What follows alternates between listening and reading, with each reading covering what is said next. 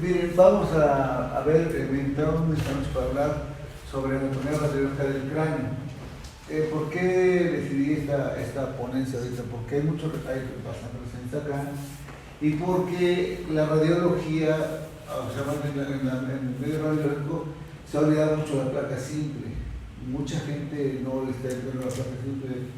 ¿Por qué? Porque no le entienden, no la ven, no les gusta. Y como muchos radiólogos, a veces es importante los cuenta que dejan la placa simple por ver resonancia, por ver cualquier otro, o sea, tomografía, cualquier otro estudio. Pero la placa simple de inicio es básica, súper básica, es muy importante. También es importante tener conocimiento profundo de la anatomía para interpretar cualquier estudio radiológico que se nos presente. Incluso cuando los médicos radiólogos residentes llegan a esta clase, les digo que es muy importante dominar o conocer bien la anatomía descriptiva, la anatomía topográfica, la patología, o sea, más bien variantes anatómicas, que es importantísimo ver variantes anatómicas, diagnósticos de patología y los diagnósticos diferenciales. Es todo que ver. Por eso es importantísimo ver la radiología simple. Lo que voy a hacer en este momento, algo que yo le comento a los residentes, es que, por ejemplo, cuando damos las clases, iniciamos las clases, les digo que no pongan textos, que no pongan flechas, que no pongan nada. Sino, ¿por qué? Porque cuando nosotros vemos un estudio radiológico, cuando vemos un estudio, cualquier estudio que se nos presenta, nunca trae flechitas. Nunca trae nada, nunca trae indicativos de nada, sino tenemos que saber dominar la anatomía en forma adecuada, saber qué es lo que estamos revisando, qué vamos a ver, qué vamos a hacer. Y toda la media hora que me voy a pasar hablándoles de esto aproximadamente, se resume en que cuando vamos a interpretar una placa de industrial normal, y se acabó el asunto, ¿no? En 2 minutos, 3, ya hicimos una revisión de nuestra computadora interior. Ya hizo toda la revisión de la placa, hicimos un barrio de la placa, pensamos que es esto, que es esto, sí, no es, por qué sí, por qué no, compa. Y en 2 minutos terminamos o menos terminamos de interpretar una placa. Pero es importante tener conocimiento, insisto, de la anatomía descriptiva y después de la anatomía topográfica. Y por eso, para las pláticas, antes de empezar cualquier curso de radiología, yo les doy anatomía a los muchachos, les doy anatomía descriptiva. Y luego esa anatomía descriptiva la transformamos a la anatomía radiológica, porque si no, pues no se entiende cómo están, o sea, es difícil a veces, si no tienen una noción de cómo se compone cada parte del cuerpo, es súper difícil entender a los estudios. Y luego cuando nos da se modifica la anatomía, porque nosotros tenemos un corte axial, un corte sagital, un corte oblicuo, se nos transversa toda la anatomía, pero si la tenemos bien dominada, pues no nos pasa absolutamente nada. Entonces, en base a eso, solamente voy a utilizar 2 placas nada más, para dar la plática, y posteriormente, pues les daré unos ejemplos solamente de lo que voy hablando, ¿ok? Bueno, como ustedes ven, acá tenemos 2 placas, una placa AP y una lateral. Podemos saber cuándo es una placa AP y cuándo es una lateral. Digo que es AP porque en esta placa, para los residentes, están magnificadas las órbitas. Y entre más lejos estén las órbitas del foco de la pantalla, siempre se van a magnificar. Si damos una AP, las órbitas están más pequeñitas, y entonces podemos determinar si es una P o una PA, nada más por ese punto. Entonces una P de cráneo, una lateral. Para hacer una valoración de las placas radiológicas, es necesario que nos permita valorar toda la placa, absolutamente todo, y que nos permita valorar todo lo que es la placa. Valorar la técnica es importante, ¿verdad? Que nos permita valorar absolutamente todo. Bueno. Para iniciar, debemos ver que el cráneo lo vamos a dividir en en base y en bóveda. Para empezar, para eso se traza una línea de la glabela hacia la protuberancia occipital externa, y todo lo que queda por esta línea, por arriba es bóveda, y todo lo que queda por abajo es base. Y también, aparte radiológicamente, se estudia la cara, porque es componente de la... O sea, al decir cráneo solamente nos estamos refiriendo a lo que es la cara. Y la cabeza es todo, cabeza y cara, cabeza y cráneo, cráneo y cara. ¿Ok? Entonces, recuerden, es importante valorar primero las partes blandas, que las partes blandas no haya nada, ¿sí? Entonces, valoramos, vemos, una vez que valoramos las partes blandas, vamos a valorar las partes, empezar a valorar las partes óseas. Valoramos, recuerden que el cráneo tiene 3 tablas, 2 de hueso duro, uno de hueso esponjoso y de hueso duro. Es importante esto porque si nosotros vemos esta placa, estos huesos esponjosos se limpian, y desde que empezamos a ver la placa ya podemos empezar a hacer diagnósticos. Cuando tenemos un diplo muy grueso, ese paciente probablemente o tuvo o tiene anemia. Incluso cuando hay desnutriciones severas, hay alteraciones en el diplo que le llaman diplo de rayos de sol, que son picudos, pero son en desnutriciones muy severas, que ahora ya no las he visto, tiene muchísimo que yo no veo una. Vamos a empezar la forma del cráneo. La forma del cráneo tenemos tres formas normales, que es el normocéfalo, que el diámetro transverso es equidistante al diámetro antero-posterior, y no predomina ningún diámetro. El dolicocéfalo es más largo que ancho, y el braquicéfalo es más ancho que largo. O sea, son las formas que tenemos que tener. Esto es si no hay alguna patología de un cerebro natural de estructuras que nos dé una alteración mayor, pero si no, son las 3 formas. El tamaño del cráneo va en relación con la cara. El tamaño del cráneo varía con la edad, es importante saberlo. En prematuros, la relación cráneo-cara es de 5:1, en escolares 3:1, en preescolares de 1.5:1, y en adultos es de 1:1. Esto ¿por qué es importante? Porque luego queremos saber si tiene hidrocefalia, cómo está la relación cráneo-cara según la edad del paciente. Entonces eso es muy importante. Empezamos a revisar la bóveda y tenemos que valorar la densidad del cráneo. La densidad del cráneo no es homogénea. Tenemos 4 zonas que tienen menor densidad y es importante conocerlas. Es la región frontal, la región parietal, la región temporal y la región occipital. Esas son las 4 zonas que tienen menor densidad. ¿Y eso por qué? Porque el diplo es más delgado en esas zonas, ¿verdad? También algo que altera la densidad del cráneo, pero que no es patológico, son las impresiones digitiformes. Las impresiones digitales son digitiformes, que son unas imágenes que se presentan en el cráneo, en la pela lateral del cráneo, y son condicionadas por las pulsaciones, por el crecimiento cerebral, por las pulsaciones de las circunvalaciones cerebrales. Y estas aparecen después de los 3 años, se acentúan entre los 8 y los 12 y tienden a aparecer después de los 12 años. Empiezan 12, 14 años, empiezan a desaparecer. Insisto, esto es importante porque, aunado con otras cosas, ya vamos a poder empezar a hablar de patología.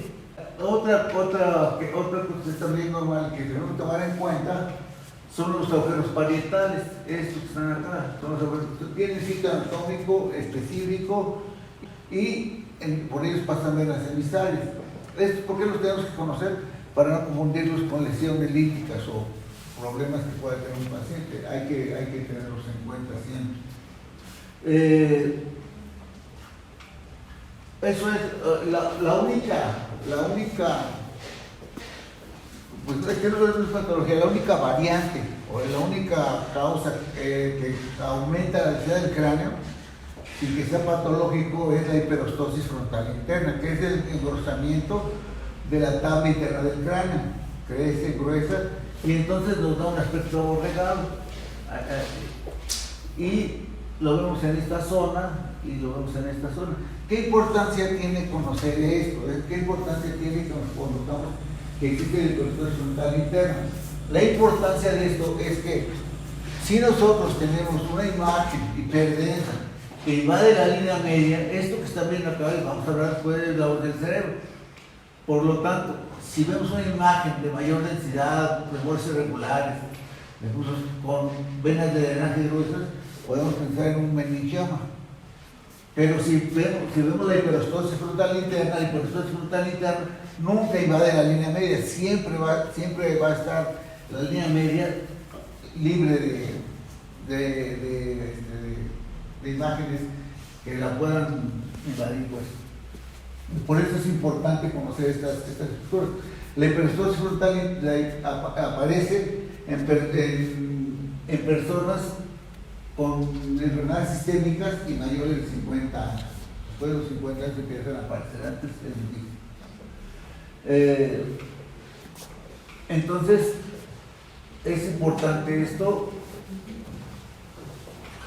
Después de esto vamos a hablar de las suturas. Las suturas del cráneo son básicamente tres, que es la sutura sagital, la sutura coronal y la sutura lambdoidea, ¿verdad? Esas tienen sitio anatómico, sabemos a dónde están y cómo se forman. La sutura sagital se forma por la unión de los dos parietales, la sutura coronal por la unión del frontal con el parietal y la sutura lambdoidea del parietal con el occipital. Entonces, es importante.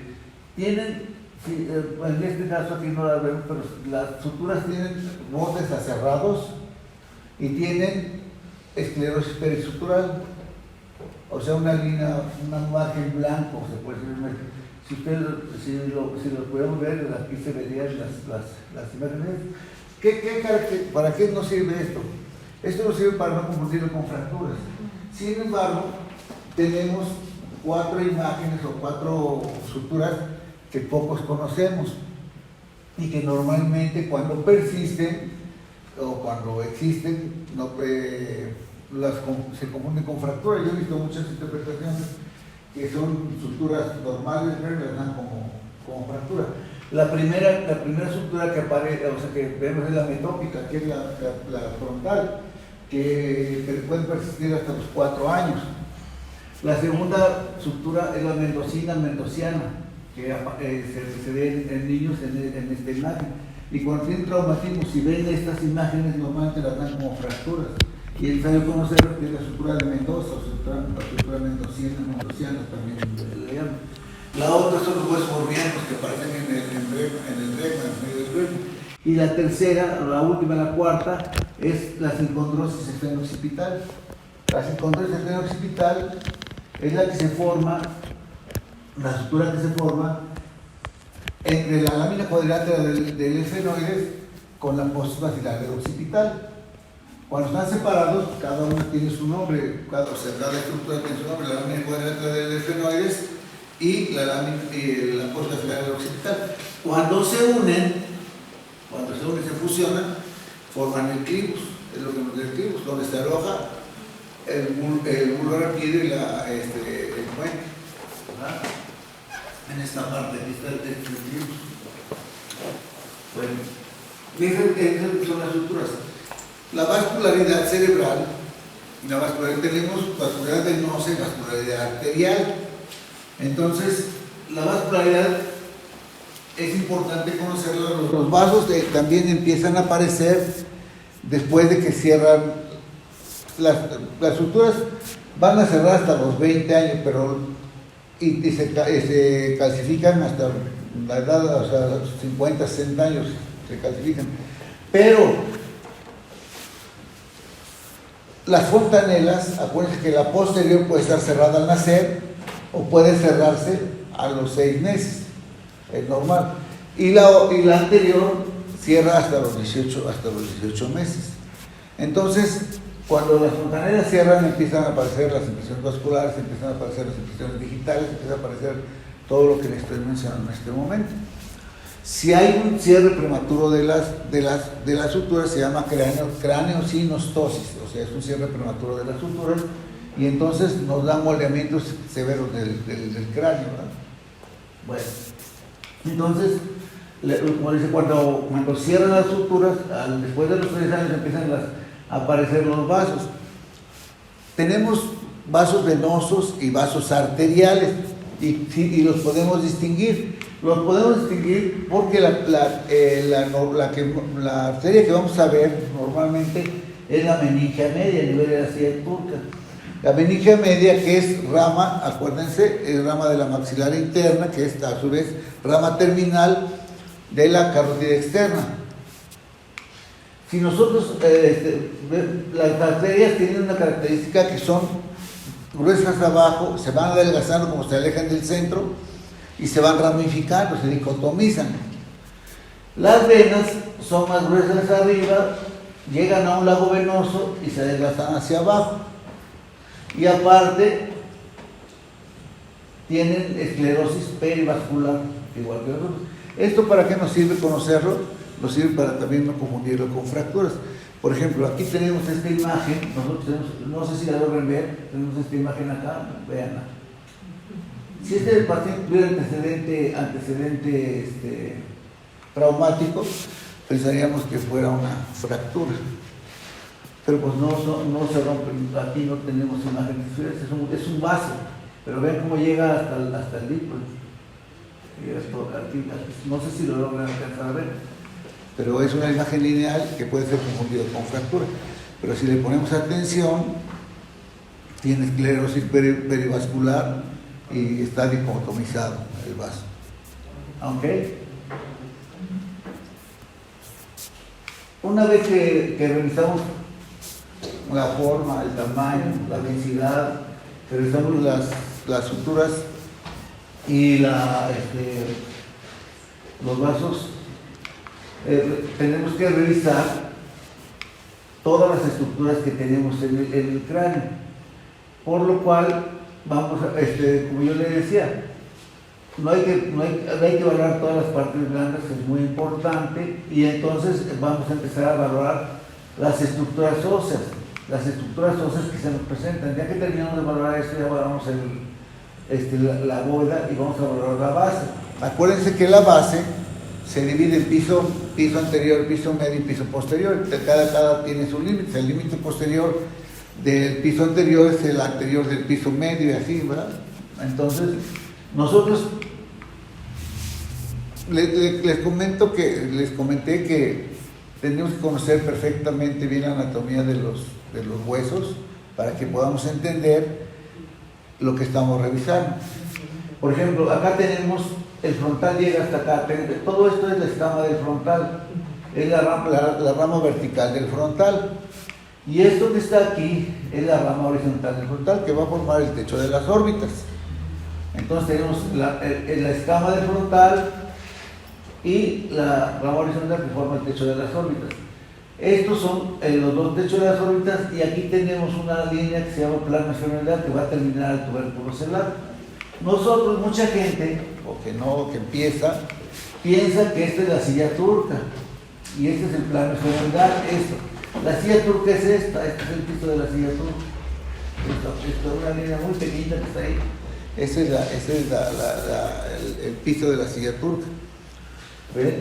Entonces, y nos vamos a ir, vemos los senos frontales, los senos etmoidales, el días anteriores, el días posteriores, los senos esfenoidales, vemos la silla turca. La silla turca tiene características específicas. Hay dimensiones que pueden medir del anterior posterior hasta 12 milímetros. Más o menos, algunos más o menos 1.5, más o menos 2. Algunos libros lo dicen según la literatura que ustedes estudien. Y de profundidad mide 8 milímetros. Antes, cuando nosotros no teníamos tomografía, no teníamos resonancia, no teníamos nada, valorábamos la energía turca y veíamos si tenía un doble piso. Pero decíamos, tiene un doble piso verdadero, un doble piso falso. Y es importante saber cómo es un doble piso verdadero, un doble piso falso. Si era un doble piso verdadero, la arcilla turca tenía patología, si estaba falso, no tenía absolutamente nada. Para esto, las placas deben ser totalmente laterales y los senos, o sea, lo que altera el piso de la neumatización de los senos esfenoidales y la rotación, o sea, cuando están rotadas las placas.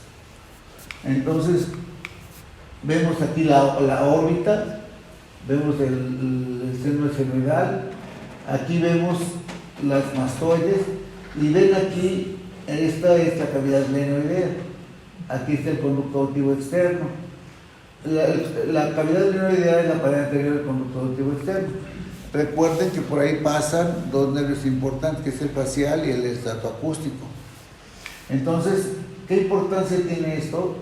Que aquí se aloja el cóndilo del maxilar inferior.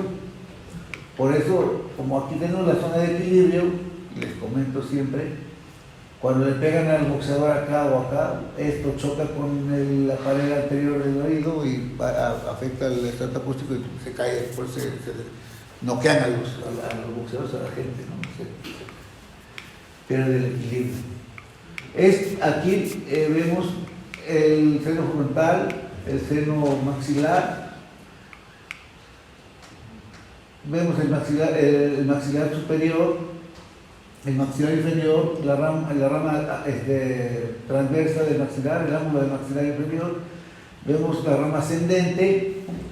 Aquí, si ustedes ven, tenemos el cuello del cóndilo y luego tenemos acá una zona que se llama escotadura sigmoidea, que va a separar el cóndilo del maxilar de la apófisis coronoides del maxilar. Esto porque es importante, porque quien no conozca esta anatomía, esto lo puede confundir con pólipos. Luego tiene pólipos parínteros. Le tomo una con boca abierta y eso desaparece de ahí de la posición. Por eso es importante conocerlos. En la proyección AP vamos a ver la órbita.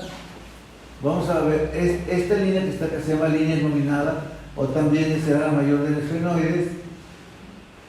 Este es el ala menor del esfenoides, este es el ala mayor que forma la pared interna de la órbita. Por fuera forma la fosa temporal y por dentro del cráneo también forma la fosa temporal interna. Aquí tenemos, esta imagen que se ve aquí es la hendidura esfenoidal. La hendidura esfenoidal es muy importante porque por ahí pasan estructuras nerviosas que llegan al ojo, pues. Pasa el motor ocular común, motor ocular externo, el patético, el oftálmico y la vena oftálmica. Y por el agujero óptico pasa el nervio óptico y la arteria oftálmica.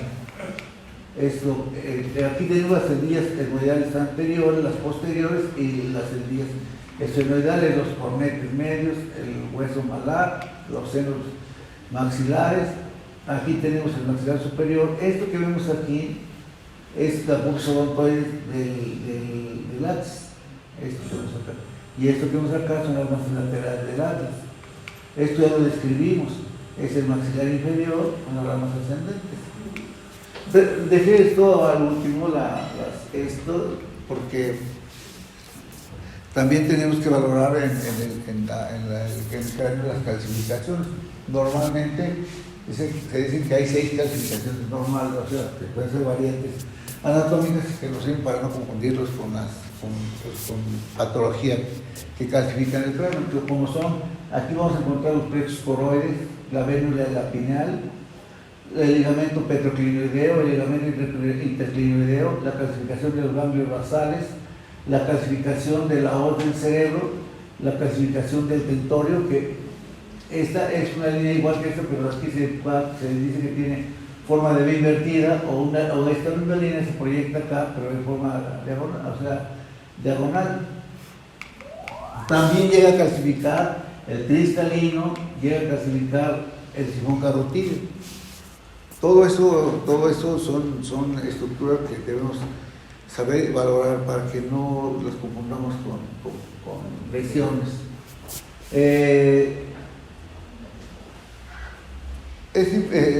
Vamos a ver en estas proyecciones, vean, esta proyección, ¿por qué la pongo?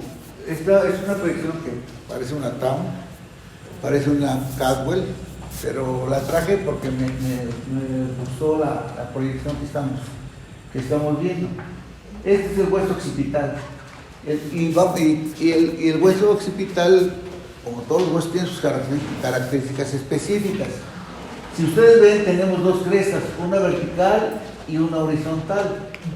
En la cresta vertical divide dos fosas, cuatro fosas derechas, o sea, dos fosas derechas y dos fosas izquierdas.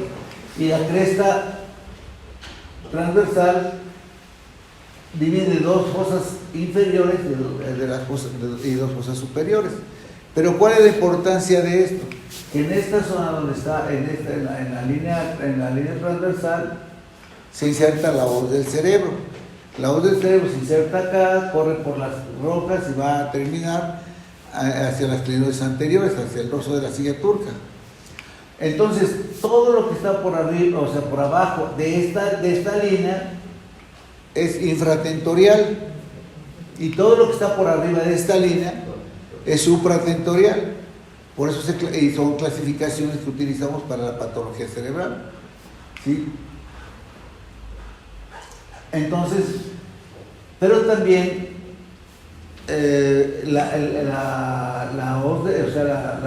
meninges se extienden de clinoides anterior a clinoides posterior a clinoides anterior y nos van a formar el diafragma celar. El diafragma celar es, vamos a ver aquí, es una imagen que luego la podemos ver clasificada, y eso nos divide la patología de la silla turca en patología intracelar, supracelar y paracelar. Es muy importante este tipo de cosas. Bueno, entonces estamos en esto, tenemos dos fosas cerebrales y dos fosas cerebelosas. ¿Qué importancia tienen las líneas verticales? En esta línea vertical, en esta caladora vertical, corre el seno longitudinal superior, que va a llegar a la confluencia de los senos. En la línea inferior corre el seno occipital, y en las líneas transversas corre el seno transverso. El seno transverso, que a la vez va a desembocar en los senos sigmoideos, y de los senos sigmoideos van a drenar a la yugular interna.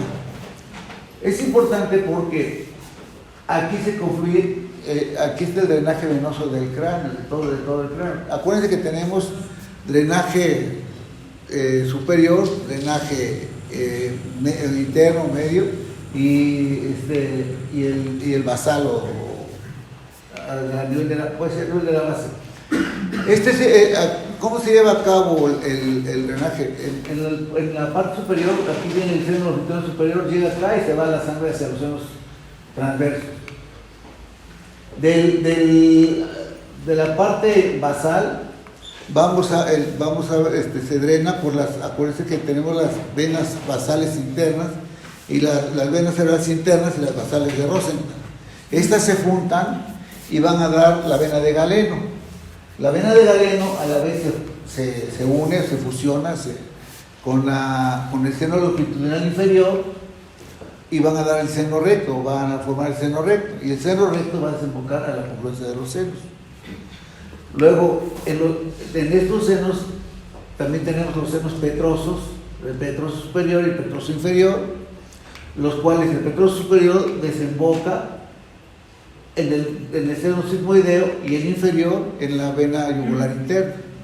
Entonces, es súper importante. Me llamó la atención eso para hacerles este comentario y conocer la anatomía. Esta es una imagen de un niño, si ustedes se dan cuenta, es un niño preescolar, vean el tamaño del cráneo con la cara, lo que comentábamos, pero vean estas imágenes que tienen aquí. Estos son artefactos, son los cuetitos que les ponen a las niñas con ligas en la cabeza, ¿no? Y normalmente quien lo ve pues piensan que son metástasis, son alguna cosa, son artefactos. Por eso es importante que cuando le tomen las placas a los pacientes no tengan nada en la cabeza como este punto que estamos viendo acá. Esta placa nos ejemplifica lo que yo le decía, las impresiones digitales. Vean las impresiones digitales y ya tenemos vascularidad acá, aquí. Pero vean, estas las impresiones digitales, tenemos esto es lo que llamamos, o sea, son las impresiones que dejan la tabla interna, las circunvoluciones cerebrales. Incluso cuando son muy nutridas, hay un signo que se llama signo de la plata batida o del cobre batido. Entonces, y si tenemos diastasis de suturas, tenemos aumento de las impresiones digitales, pues podemos pensar que puede existir un cambio hipertensivo, si está fuera de los rangos que ya comentamos. Esto es lo que yo les comentaba hace rato. La única entidad que aumenta la densidad del cráneo es la hiperostosis frontal interna. Aquí está la hiperostosis frontal interna y vean la línea media, no invade la línea media, sino todo está por fuera de la línea media. Eso nos hace diagnósticos diferenciales. Es una hiperostosis frontal interna. Esta es la sutura metópica. ¿Sí? Ahí está separada, ¿verdad? Es de las suturas que les comentaba. Y esta es la sincondrosis esferoccipital, es una variante normal en niños. Esta es la lámina cuadrilátera del esfenoides y esta es la posterior del occipital. Y esta es la sincondrosis esferoccipital. Aquí la vamos a ver un poco mejor. Vean. Y no es fractura de base de cráneo, sino es conocer estas estructuras. En esta imagen, si la vemos como si no tuviera nada, tenemos la vascularidad que ya les había comentado, pero vean, tiene una silla turca en anillo con calcificación del ligamento interclinoideo. Es una silla turca en anillo, vean. Acuérdense que puede ser silla turca en J, en anillo, o la silla turca normal. Hay variantes anatómicas. Miren, es un acercamiento. ¿Listo? Esta es una placa que nos muestra los plexos coroides. Vean, aquí están los plexos coroides. Aquí. Pero si lo vemos en una placa, los plexos coroides tienen un sitio anatómico específico. Están por arriba del lóbulo de la oreja y en la proyección es una TAM y en la proyección a TAM, AP, van a estar equidistantes a la línea media y se dice que vamos a trazar una línea que parta la órbita a la mitad y debe coincidir exactamente con la mitad de la órbita. ¿Por qué es importante esto? Porque, por ejemplo, antes que o sea, había tomografía y había estas estructuras, se decía que solamente, o sea, se podían desplazar hasta 3, unos dicen 3 milímetros, otros 5 milímetros. Si estaban desplazadas más, o tenían un centro traumático, tenían un hematoma. Si no tenían un centro traumático y estaban desplazadas comprimidas o alguna cosa, probablemente era una neoplasia cerebral, ¿verdad? Entonces, por eso es importante conocerlo. La vértebra y la pineal estarían aquí centrales. ¿Ok? Esta imagen, también, si la vemos, también parece una placa normal, parece una placa que no tiene nada, o sea, los ojos solamente los radiólogos tienen problemas, pero vean, no hay silla turca, la silla turca está totalmente destruida, no hay silla turca, apenas se ve un poquito aquí del dorso, pero toda la silla turca está destruida, no la vemos. Aquí está, vean, es una mamilización y no hay silla turca. ¿sí? Se le mandó a hacer una tomografía y tiene una lesión. Es un craneofaringioma. Una tomografía. Se ve la utilidad, lo que la placa simple sí nos sirve para hacer el diagnóstico.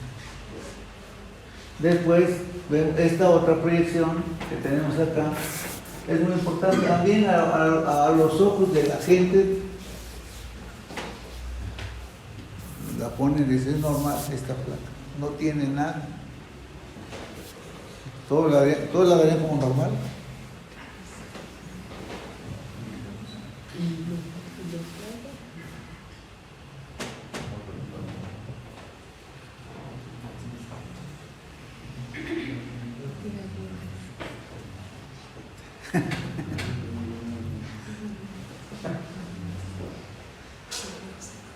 ¿Verdad que sí? Yo pienso que sí la tenemos, ¿no?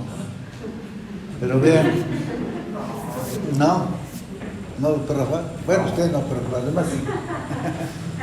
Bueno, vean, ¿por qué? Vean este conducto auditivo interno, vean, aquí se ve el conducto auditivo interno, acá se ven los canales semicirculares, acá se ven los canales semicirculares, vean, y aquí vean este conducto, tiene un urinoma de la fuente común. Vean.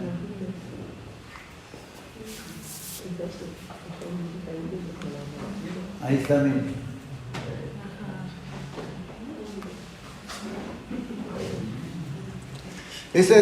O sea, por eso les comento, la radiología es la ciencia del pequeño detalle.